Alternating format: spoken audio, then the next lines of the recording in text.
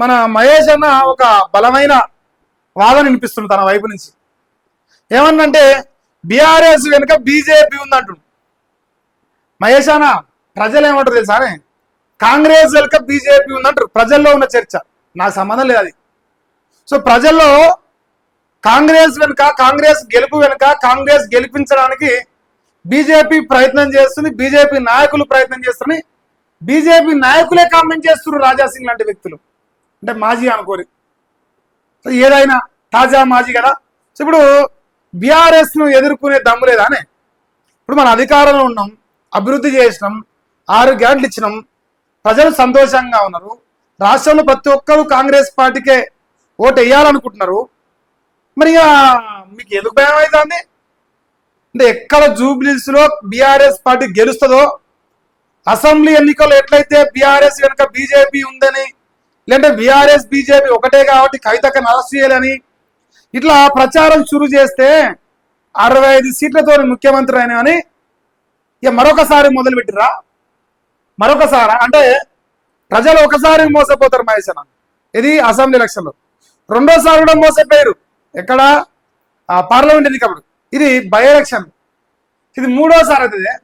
ఇక మూడోసారి మోసపోతే అంత పిచ్చోడు కదా.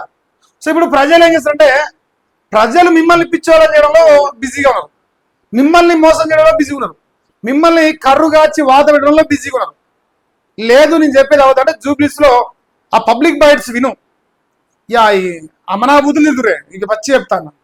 అమనాభూతులు నిరుదురు ఎట్ట బతుకుంటారో మీరు. కానీ ఇక మరి మీ ధైర్యానికే మొక్కాలి, మీ ధైర్యానికే మొక్కాలి. మరి ఆ మహేష్ అన్న అయితే చెప్పాల్సుకుంది కిందనే, బీఆర్ఎస్ వెనుక బీజేపీ ఉందట.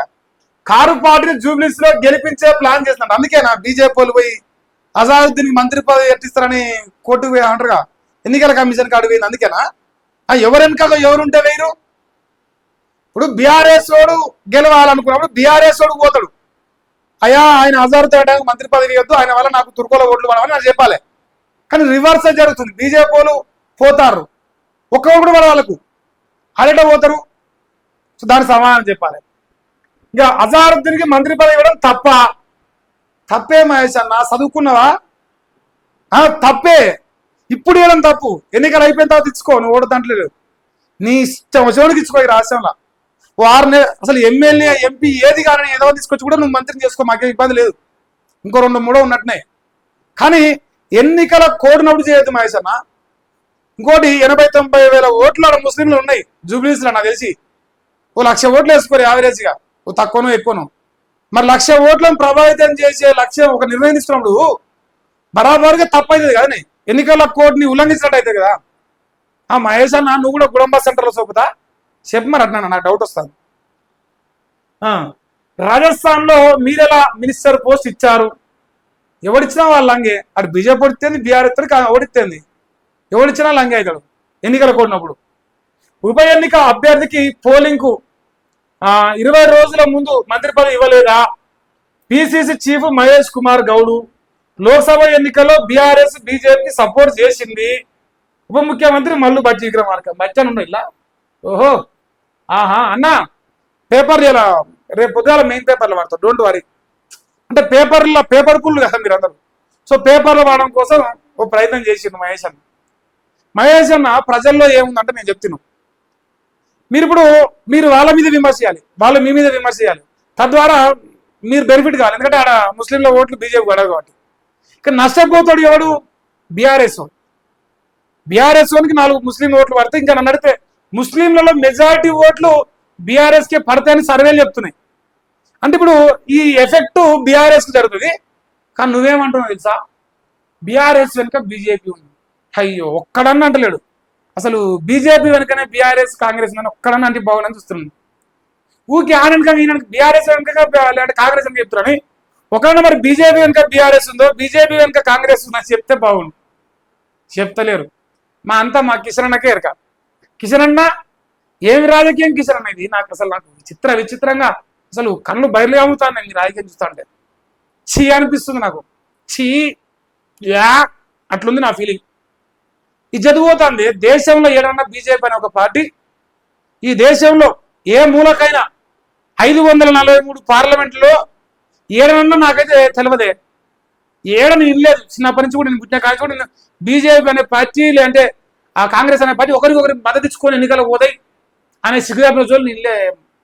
కిషన్ అన్న ఇంకా నీ రాత ఎట్లుందో మరి నీకు ధమాకులా పురే రివర్స్ తిరుగుతుందా మెలికలు తిరుగుతుందా అనిపిస్తుంది నాకు. రాజా సింగ్ చెప్పింది నిజం అనేది జనాలకు అర్థమవుతుంది. ఇక మరి మన ఫేట్ ఏమైనా కింది మీద కావాలి జర చూసుకో. అంటే చేసేది ప్లాన్గా చేస్తున్నావు అర్థం కాకుండా కాంగ్రెస్ వాడిని సేవ్ చేసి బీఆర్ఎస్ వాడిని కుడిపించి తద్వారా నువ్వు పోటీలో ఉన్నట్టే.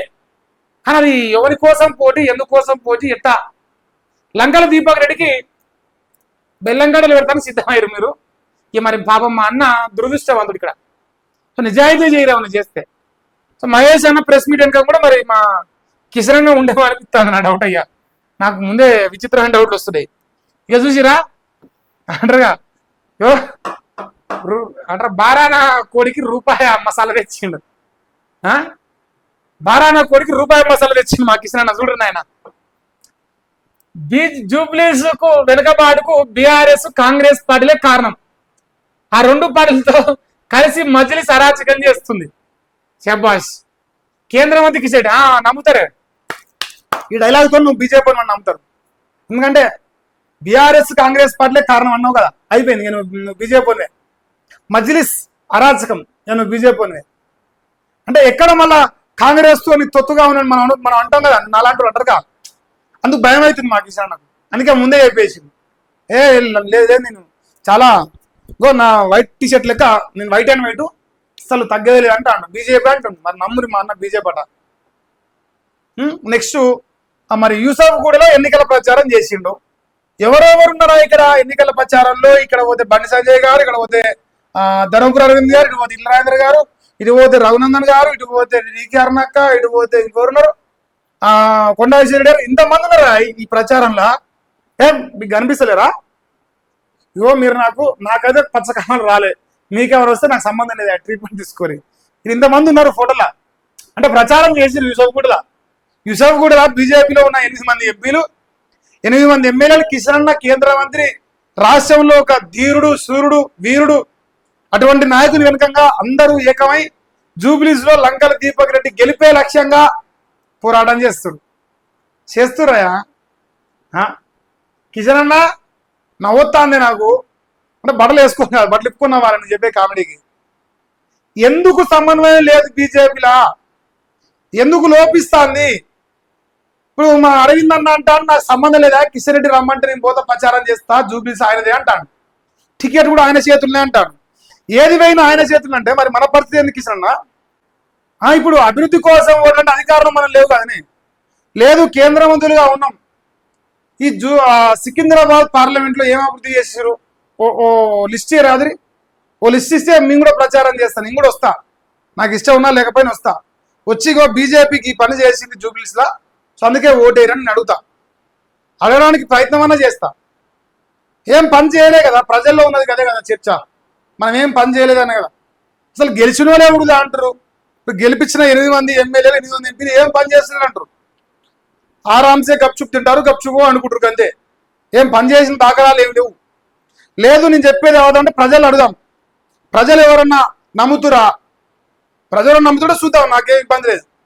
నాకు తెలిసేది ఏం నమ్ముతలేరు, మీరు బీజేపీ వాళ్ళు ఏమైనా పని చేస్తున్నారు, మీరేం ఉద్ధరిస్తారు అంటే జనాల్లో ఏం నమ్మకం లేదు. తనగారు అయితే చాలా గట్టిగా ప్రయత్నం చేస్తుండు.